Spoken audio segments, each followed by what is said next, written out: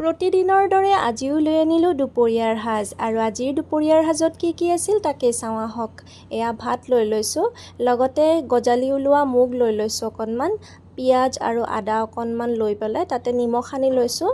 এইদৰে খাবলৈ আকৌ বৰ ভাল লাগে। তাৰপাছত লৈ লৈছোঁ তিয়হৰ চালাড। তিয়হখিনি এইদৰে গোল গোলকৈ কাটি লৈছোঁ আৰু ৰাতিপুৱা মই পকৰা বনাইছিলোঁ, তাৰে এটা পকৰা এইদৰে ভাতৰ লগত খাবলৈ লৈ ল'লোঁ। আজি আকৌ চিকেন বনাইছিলোঁ, ব্ৰইলাৰ চিকেন, তাকে লৈ লৈছোঁ আৰু এইফালে লৈ লৈছোঁ মাছৰ মূৰৰ লগত কচুৰ আঞ্জা এখন, এইদৰে বনাইছিলোঁ আজি। আৰু এইফালে চালাড লৈ লৈছোঁ, বিট এইদৰে দীঘল দীঘলকৈ কাটি পেলাই লৈছোঁ। লগতে লৈছোঁ অকণমান মিক্স চালাড, এইখিনি মই এইদৰে বনাই বহুত ভাল পাওঁ। অকণমান নিমখ সানি চালাডখন কৰিলে বৰ ভাল লাগে খাই। তাৰপাছত এটা কেঁচা জলকীয়া লৈ লৈছোঁ আৰু আজিৰ দুপৰীয়াৰ থালিখন এইদৰেই আছিল। ভিডিঅ'টো চাই কেনেকুৱা পালে জনাবলৈ নাপাহৰিব। ভাল লাগিলে লাইক, কমেণ্ট, শ্বেয়াৰ কৰি দিব। ধন্যবাদ।